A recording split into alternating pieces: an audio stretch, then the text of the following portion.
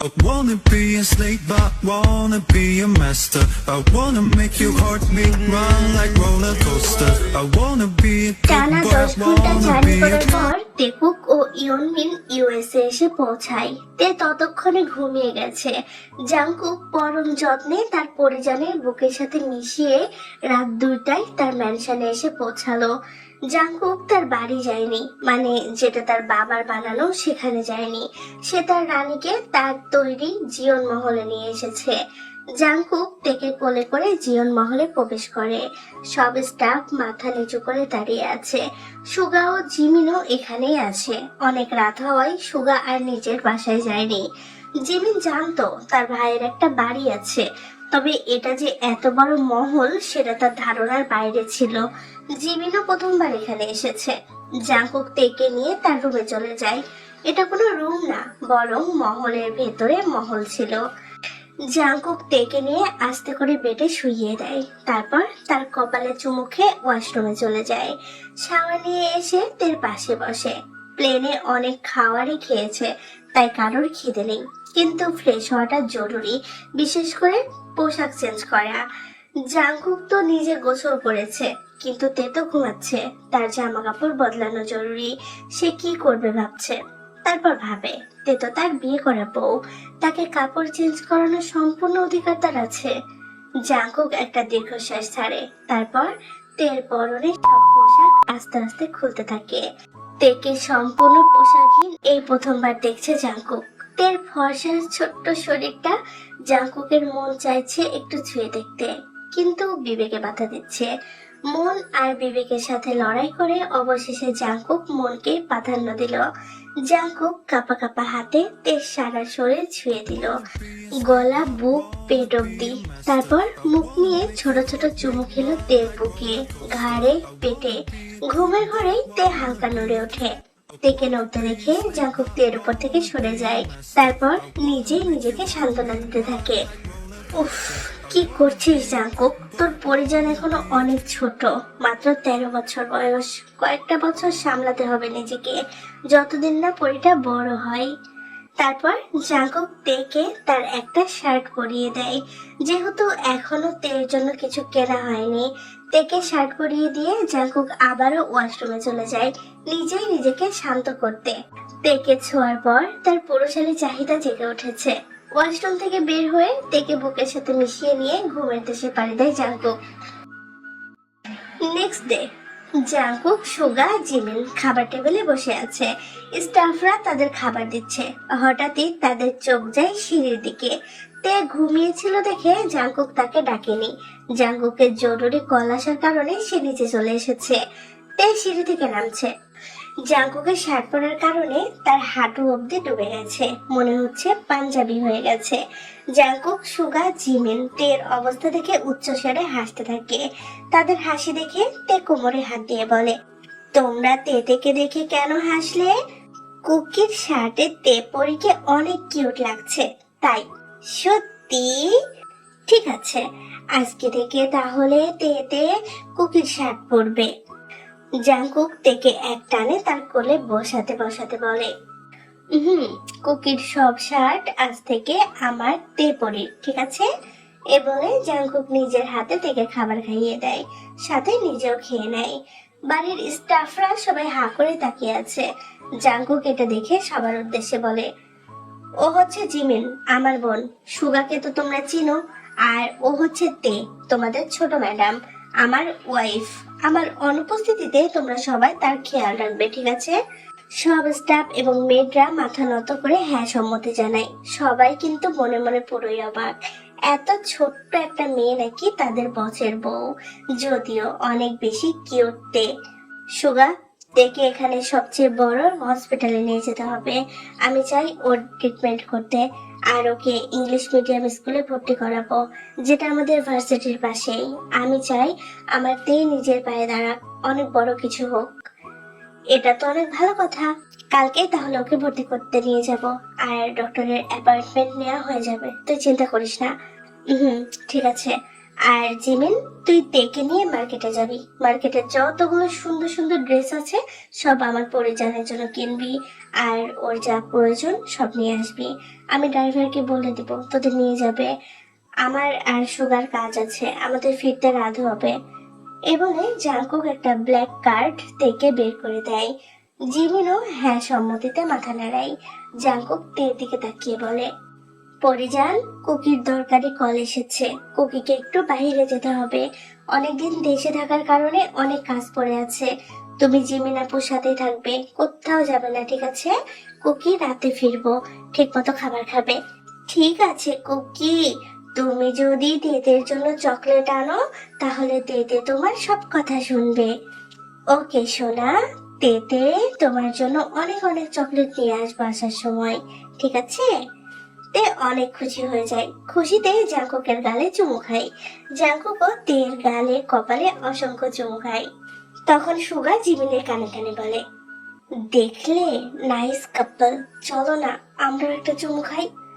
যাও অসভ্য, তে না ছোট, ওর বয়স 13 হলে ও ছোট বাচ্চার মতো, তার জন্য টুপ করে চুমু দিয়ে দিয়েছে। এখন কি আমিও দেব, অসভ্য? সারাদিন তে জিমিনের সাথে অনেক সুন্দর সময় কাটিয়েছে। মার্কেট থেকে অনেক কিছু কিনেছে তারা। তে অনেক বেশি খুশি। রাত 11টায় জাঙ্কুক বাসায় ফেরে। তে তখনও জিমিনের সাথে গল্প করছিল। জাঙ্কুক বাসায় ঢুকে তেকে পাজা করে নিয়ে রুমে চলে যায়। জাঙ্কুক তেকে তার কোলে বসিয়ে বলে, পরিজান, সারাদিন কেমন কেটেছে? অনেক ভালো কেটেছে কুকি। পরিজান কি কুকিকে মিস করেনি? তো অনেক করেছে। তুমি কি তেতের জন্য চকলেট আনোনি? এনেছি তো অনেকগুলো। আগে কুকিকে একটা চুমু দাও, তারপর কুকি তোমায় চকলেট দিবে। তেও চকলেটের লোভে জাঙ্কুকের গালে চুমু খায়। জাঙ্কুক তারপর তেকে অনেকগুলো চকলেট বের করে দেয়। চকলেট দেখে খুশিতে তে জাঙ্কুকের কোলের ওপর লাফাতে শুরু করে। তের লাফানিতে জাঙ্কুকের অনেক অস্বস্তি হচ্ছিল। তার শরীর এসির বাতাসে ঘামতে শুরু করেছে। সোনা, এরকম লাফাস না, কুকি বেসামাল হচ্ছে। কিন্তু তে তো জাঙ্কুকের কথার মানেই বুঝলো না। সে অনবরত লড়তে থাকে। এই পর্যায়ে জাঙ্কুকের লিটল মেম্বার দাঁড়িয়ে গেছে। তেও ঠিক জাঙ্কুকের ওইটার উপরেই বসেছিল, মানে একদম সঠিক পজিশনে। কুকি, তোমার নিচে ওটা কি গো? ওইটা আমাকে এভাবে ধাক্কা দিচ্ছে কেন? সোনা, ওটা কিচ্ছু না, তুমি কোল থেকে নামো, নাহলে কুকি এবার কন্ট্রোল হারাবে, প্লিজ জান। কিন্তু ওটা কি বলো আমাকে? জাঙ্কুক কি বলবে বুঝতে না পেরে তোতলাতে তোতলাতে বলে, শোনা, ওইটা সাপ। ওটা সাপ। কি? কুকি, তোমার ওখানে সাপ থাকে? তোমাকে ওই সাপ কামড় দেয় না? না সোনা, কামড়ায় না। তবে তুমি এখন কোল থেকে না নামলে ওটা তোমাকে কামড়াবে। যা সহ্য করার বয়স এখনো তোমার হয়নি জান। কুকি, আমি তোমার সাপটা দেখতে চাই। এর কথাই জাঙ্কুক বেয়াবাচাকা খায়। না সোনা, ওটা তুমি দেখতে পারবে না। না, তেতে সাপ দেখবে। এই বলে তে জাঙ্কুকের লিটল মেম্বারকে হাতে নিয়ে নেয়। এবার জাঙ্কুকের অবস্থা পুরোই খারাপ। সোনা প্লিজ ছাড়োটাকে, তুই কিন্তু আমাকে পাগল করছিস। তে ড্রেসের ওপর থেকে ওটাকে শক্ত করে ধরে আছে আর বলছে, কুকি, সাপ ধরেছি, ইয়ে, কুকির সাপ ধরে ফেলেছি। তে সাপ ধরে খুশি হলো জাঙ্কুকের অবস্থা নাজেহাল। সে তো রীতিমতো তার মুখ দিয়ে সুইট একটা আওয়াজও বের হয়ে গেছে। জাঙ্কুকের চোখ মুখ লাল হয়ে গেছে আর নিজের ঠোঁট নিজে বাইট করে ধরে আছে। জাঙ্কুক আর পারছে না নিজেকে সামলাতে। জাঙ্কুক বেহুশ হওয়ার মতো অবস্থা। সে কি বলছে কি করছে নিজে এখন জানে না। সে তেকে পেছন থেকে জড়িয়ে ধরে প্রথমবার টেক ঠোঁটে ঠোঁট রাখে আর সফটলি চুমু খেতে থাকে। তেকে কোনো ব্যথা দিচ্ছে না, তাই তেও কিছু বলছে না। কিস ব্রেক করার পর জাঙ্কুক হাঁপাতে হাঁপাতে বলে, শোনা, সাপ দেখতে চেয়েছিলি না, দেখবি? এতে দেখতে চাই তো কি? তাহলে চেনটা খোল। তেও জাঙ্কুকের কথা মতো চেন খোলে আর খোলার সাথে সাথেই জাঙ্কুকের লিটল মেম্বার বেরিয়ে আসে। যা এই মুহূর্তে আর লিটল নেই, বিগ অ্যানাকোন্ডায় পরিণত হয়েছে। তে তো হাঁ করে ওটার দিকেই তাকিয়ে আছে। কি হলো জান, ওটাকে ধর আর হাত দিয়ে নাড়াতে থাক। তুই কুকিকে পাগল করে দিয়েছিস, এখন তুই শান্ত করবি আমাকে। তে জাংকুকের কথা মতো হাত দিয়ে ওটাকে নাড়াচাড়া দিতে থাকে, যা জাংকুকের প্রচুর শান্তি দিচ্ছিল। জাস্ট অ্যামেজিং এটা। জাংকুক তেকে তার আরো কাছে টেনে আনে, তারপর আস্তে করে তেকে আনরেস করে দেয় আর তেকে তার লিটল মেম্বারের পজিশনে বসায়। তারপর তের কিটির সাথে নিজের অ্যানাকন্ডা ঘষাঘষি করতে থাকে। কুকি, এটা কি করছো তুমি? সোনা, কুকি না ড্যাডি বলো। আর ভালো লাগছে না এটা তোমার? লাগছে, কেমন অদ্ভুত লাগছে। জাংকুক এই অবস্থায় ঘষাঘষি করতে করতে বলে, বেবি ডল, আজ থেকে সবার সামনে কুকি বলবে, আর কেউ না থাকলে ড্যাডি বলবে, মনে থাকবে? মনে থাকবে। তাহলে ডাকো ড্যাডি বলে। ড্যাডি। তের মুখ থেকে এই ডাক শোনার পর জাংকুক আরো উন্মাদ হয়ে পড়েছে। তার মাথা থেকে চলে যায় তার পরিজানে যে বয়স মাত্র 13। জাংকুক এইবার নিজের লিটল মেম্বারকে হালকা করে ইন করার চেষ্টা করে, সাথে সাথে তে ব্যথায় ভঙ্গ করে দেয়।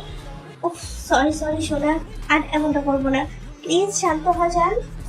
তুমি পচা কুকি, তুমি তেকে ব্যথা দিয়েছ। সরি দোজান, আর ব্যথা দিব না, আগের মতো করি। ওটা ভালো লাগছিল না। ওটা ঠিক ছিল, কিন্তু এটা ব্যথা দেয়। জাংকুক বাঁকা হাসে, আবার ঘষা দিতে শুরু করে। তেরও বিষয়টা খারাপ লাগছে না। তে তো ভাবছে তার কুকি তাকে দোল খাওয়াচ্ছে। আধা ঘন্টা এটা কন্টিনিউ করার পর জাংকুক এবার বানানা মিল্ক শেক বের করে। তে আর জাংকুক দুজনেই ভরে গেছে মিল্ক শেকে। এই পর্যায়ে জাংকুক শান্ত হয়, তেকে শক্ত করে বুকের সাথে চেপে ধরে রাখে। তার ছোট্ট বউ আজ তাকে স্বর্গের সুখ অনুভব করিয়েছে। যদিও তে অতটাও ছোট না, এখন এই বয়সের মেয়েরা সব বোঝে, কিন্তু তের মাইন্ডটাই তো ছোট বাচ্চার মতো, সে কারণে সে এগুলোর কিছুই বুঝলো না। তারপর জাংকুক তেকে কোলে নিয়ে ওয়াশরুমে চলে যায়। দুজনেই শাওয়ার নিয়ে বের হয়। তারপর জাংকুক স্টাফকে দিয়ে খাবার উপরে নিয়ে আসে, নিজ হাতে তেকে খাইয়ে নিজেও খেয়ে নেয়। তারপর তেকে বুকে নিয়ে ঘুমিয়ে পড়ে।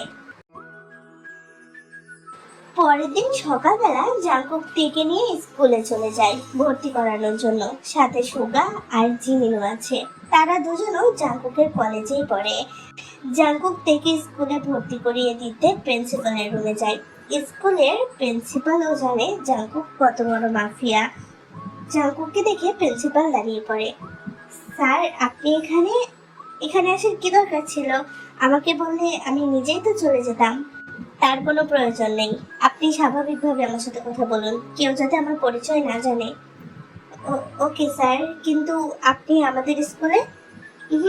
আমার বউকে ভর্তি করাতে এসেছি। কোথায় আপনার বউ? জাংকুক দেখে ইশারা করে বলে, ও হচ্ছে আমার ওয়াইফ, জিওন তেয়ং। আজ থেকে আপনাদের স্কুলেই পড়বে। ওকে দেখা রাখার সম্পূর্ণ দায়িত্ব আপনার। কোনো শিক্ষক যাতে ভুলেও ওর গায়ে হাত না তোলে, আর স্কুলের কোনো ছেলে যাতে ওর ধারে কাছেও আসতে না পারে।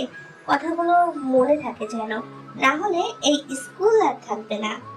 এখানে একটা কথা বলে রাখি, তের বয়স 13 হলেও ওর মাইন্ডের মতো ওকে দেখতেও অনেক বেশি কিউট। হুট করে কেউ ধরতে পারবে না ওর বয়স 13, কারণ ওকে এত বেশি কিউট লাগে মনে একটা ছোট বাচ্চা। তো জাংকুকের কথা শুনে প্রিন্সিপাল শকড। একেই তো তের মতো এত ছোট বাচ্চা, জাংকুকের মতো মাফিয়ার বউ শুনে 100 ভোল্টের ঝাটকা খেয়েছে তিনি। তার উপর জাংকুকের এমন হুমকি, বেচারার গলা শুকিয়ে গেছে। ঠিক আছে স্যার, আমি আপনার বইয়ের সম্পূর্ণ খেয়াল রাখবো, আপনি নিশ্চিন্তে থাকুন। তারপর জাংকুক তেকে তার ক্লাসে রেখে তার কপালে চুমু খেয়ে বলে, পরিজান, কুকি পাশের কলেজে আছি, একদম ভয় পাবে না, ঠিক আছে? ছুটি হলে তোমাকে কুকি নিয়ে যাব। ঠিক আছে কুকি। শোনা, কোনো ছেলের সাথে কথা বলার দরকার নেই, ঠিক আছে? না হলে কুকি তোমাকে পানিশমেন্ট দেবে। তে মাথা নাড়িয়ে হ্যাঁ সম্মতি জানাই। জাংকুক আবারও তের কপালে চুমু খেয়ে তার কলেজে চলে যায়। কলেজে আসতেই অনেক মেয়ে তার সাথে কথা বলতে ছুটে আসে, যেহেতু জাংকুক ছিল কলেজের সবচেয়ে সুদর্শন ছেলে। তার উপর তার অ্যাটিটিউড, বাইক রাইড, বক্সিং, এক কথায় সব মেয়ের ড্রিম বয় জাংকুক। জাংকুকের সাথে মেয়েরা নিজ থেকে কথা বলে, কিন্তু জাংকুক কাউকে পাত্তা দেয় না। হঠাৎই একটা মেয়ে এসে জাংকুককে জড়িয়ে ধরে। মেয়েটির নাম লিসা, কলেজের ক্রাশ কুইন যাকে বলে। সে এসে জাংকুককে জড়িয়ে ধরে বলে, ও জাংকুক বেবি, কেমন আছো তুমি? তোমাকে কত মিস করেছি জানো, বাংলাদেশে গিয়ে তো আমাকে ভুলেই গিয়েছো। আসলে এখানে জাংকুককে তার বন্ধুরা ডেয়ার দিয়েছিল লিসার সাথে প্রেম করতে। জাংকুকও অ্যাটিটিউড বজায় রাখতে লিসার সাথে প্রায় 6 মাস হলো রিলেশনে আছে। যেহেতু জাংকুকের গার্লফ্রেন্ড ছিল না, তাই সেও টাইম পাস করছে। কিন্তু সে কখনো লিসাকে ছুঁয়েও দেখেনি। সে তার মতো করে চলে, বরং লিসা এসে তার গায়ে ঢলে পড়ে, যা জাংকুকের একদমই পছন্দ না। জাংকুক লিসাকে নিজের থেকে সরিয়ে দিয়ে বলে, লিসা, দূর থেকে আমার সাথে কথা বলো, গায়ে পড়া আমার পছন্দ না, তুমি খুব ভালো করে জানো। এমন করছো কেন বেবি? কতদিন পর তোমার সাথে দেখা, আমি না তোমার গার্লফ্রেন্ড? সরি লিসা, আমি তোমার সাথে রিলেশন রাখতে পারবো না, বিকজ আমি বিবাহিত, আমার বউ আছে। মানে কি জাংকুক, মজা করছো তাই না? তুমি ভালো করেই জানো আমি মজা করে কিছু বলি না। আমি বাংলাদেশে গিয়ে বিয়ে করেছি, সো আমার থেকে দূরে থাকো। এই বলে জাংকুক পাশ কাটিয়ে চলে গেল। না জাংকুক, এমনটা করতে পারো না তুমি। তুমি শুধু আমার, তুমি বিয়ে করলেও আমার, না করলেও আমার। আমি তোমাকে প্রয়োজনে ছিনিয়ে নিব, তারপরও তুমি অন্য কারোর হতে পারো না। দুপুর প্রায় 2টা। তের স্কুল ছুটি, তাই জিমিন তেকে আনতে তার স্কুলে যায়। জাংকুক একটু বিজি ছিল, তাই জিমিনকেই পাঠিয়েছে তেকে তার কলেজ থেকে নিয়ে তার কলেজে নিয়ে আসতে। পরে তেকে নিয়ে সে বাসায় যাবে। জিমিন যাবে সুগার সাথে মার্কেটে। জিমিন তেকে নিয়ে কলেজে আসে। তখনই জাংকুকের একটা বন্ধু নাম ইয়নহো জিমিনকে বলে, জিমিন, এই পুতুলটা কে রে? নিশ্চয়ই তো চাচাতো বোন টোন হবে, তাই না? না, ও আমার ফুফাতো বোন। মাশাআল্লাহ, কি কিউট দেখতে। পুতুল, তোমার নাম কি? আমার নাম তেতে। Nice name. আমার নাম ইয়নহো। তোমার জাংকুক ভাইয়ার বন্ধু আমি, আমরা কি বন্ধু হতে পারি? এই বলে ইয়নহো হাত বাড়িয়ে দেয়। জাংকুক এতক্ষণ সবটা বারান্দা থেকেই দেখছিল যে তে ইয়নোর সাথে হেসে হেসে কথা বলছে, যা দেখে জাংকুকের রাগে জলশক্ত হয়ে যায়। তে ইয়নোর দিকে হাত বাড়াতেও যাবে, তার আগে জাংকুক তের হাত ধরে ফেলে। তারপর তের সামনে ঝুঁকে কলেজের সবার সামনে তের ঠোঁট আঁকড়ে ধরে। পুরো কলেজ তাদের দিকে হা করে তাকিয়ে আছে, এমনকি লিসাও। ইউনো তো হা হয়ে গেছে। তারপর জাংকুক তের ঠোঁট ছেড়ে তেকে কোলে নিয়ে বলে, জাংকুক কোনো ওর ভাইটাই নয়, Jeon Jungkook his husband, she is my wife, Jeon Taeyong. এবার তো সবাই অবাকের চরম পর্যায়ে। জাংকুক ইউনোর দিকে তাকিয়ে বলে, নেক্সট টাইম ওর হাত ধরার চেষ্টাও করবি না, she is only my property, understand? Jungkook ইয়োনোকে এগুলো বলে তেকে কোলে নিয়ে গাড়িতে করে চলে যায়। পুরো কলেজের মেয়েদের স্বপ্ন ভেঙে চুরমার হয়ে গেছে। যে ছেলেকে হাজারো কল্পনায় কত শত সংসার সাজিয়েছে, সেই ছেলে নাকি বিয়ে করেছে 13 বছরের একটা পিচ্চি বাচ্চা মেয়েকে। আসলে এই সব ভাগ্য। তুমি রূপবতী হও বা গুণবতী, ভাগ্যবতীর কাছে তুমি নিতান্তই তুচ্ছ। কিন্তু এই বিষয়টা মেনে নিতে পারেনি লিসা। কি করে মেনে নিবে? সে তো কোনো দিক থেকে কম নয়, কলেজের ক্রাশ কুইন, বড়লোক বাবার একমাত্র মেয়ে। কিসের কম তার যে জাংকুক তাকে রেখে একটা পিচ্চিকে বিয়ে করেছে? লিসা মনে মনে ভাবে। জিয়ন জাংকুক, তুমি শুধু আমার, কিছুতেই তোমার ভাগ আমি অন্য কাউকে দিব না। তোমার আর আমার মাঝে যে আসবে তাকে দুনিয়া থেকে সরাতেও আমি 2বার ভাববো না। আর এই পিচ্চিকে তো। এটা বলেই লিসা হাসতে শুরু করে। লিসার বান্ধবীরা বুঝতে পারে লিসা কোনো গেম খেলতে চলেছে। এদিকে কলেজের 4তলার বারান্দা থেকে কেউ একজন এগুলো দেখে বাঁকা হাসছে। আসলে এটা হলো কলেজের আরেক পপুলার বয় কিম কাই। সেও কোনো দিক থেকে কম নয়, তবে এই জাংকুকের জন্য সে সবখানে অপমানিত হয়। কাই শুধু সুযোগের অপেক্ষায় ছিল কখন এই জিয়ন জাংকুককে নিঃস্ব করে দিবে। জিয়ন জাংকুক, তোর দুর্বলতা আমি পেয়ে গেছি। এবার যদি তোকে আমার পায়ের কাছে এনে না ফেলেছি, তাহলে আমার নামও তাই না। অন্যদিকে জাঙ্কুক বাসায় এসে টেকে কোল থেকে নামিয়ে তের সাথে একটা কথা বলেনি, চুপচাপ কিচেনে চলে গেছে। বাড়িতে অনেক মেড আছে, তারপরেও জাঙ্কুক বলেছে তার পরিজনের জন্য রান্না সে নিজে করবে। তাই মেডরা সবার জন্য রান্না করলেও তের জন্য রান্না করে না। তে বুঝতে পারে তার কুকি রাগ করেছে। কুকি তো তাকে মানা করেছিল কোনো ছেলের সাথে কথা না বলতে, কিন্তু তে তো সত্যি স্কুলের কোনো ছেলের সাথে কথা বলেনি, শুধু ওই ভাইয়াটার সাথেই বলেছে, তাও কুকির বন্ধু শুনে। জাঙ্কুক তের সাথে কোনো কথা না বলে নিজের মতো কিচেনে রান্না করছে। তখনই পেছন থেকে তে এসে বলে, কুকি তুমি তেতের সাথে রাগ করেছো? তেতে অনেক অনেক সরি। তেতে আর কখনো কোনো ছেলের সাথে কথা বলবে না কুকি। জাঙ্কুক তের এমন কথা শুনে মুচকি হাসে।